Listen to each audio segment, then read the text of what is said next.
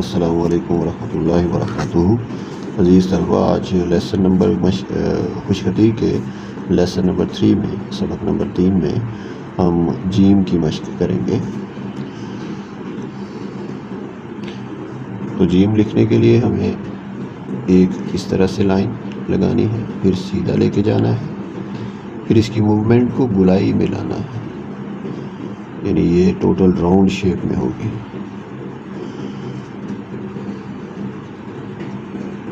तो इसकी शेप को समझना है। बुनियादी तौर पे दो चीज़ों पे ख़ास जो है वो तवज्जो रखते हैं, एक शेप और दूसरा साइज़ पे।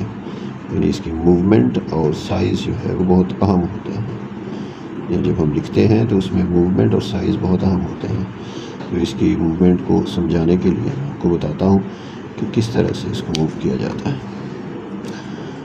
इसकी ये लाइन ऐसे लगा के इसके बाद जहाँ से सीधा जाते हैं और इसको यहाँ से कर्व गुलाई में लेके आते हैं। मतलब इसको ये जो शेप होती है इसकी ये ओवल शेप होती है, यानी अंडे की शक्ल में इसे हम घुमाते हैं। ओवल यानी अंडे की शक्ल में, बैजवी शक्ल में। तो ये शक्ल इसकी समझें, इस तरह से जीम की शक्ल होती है।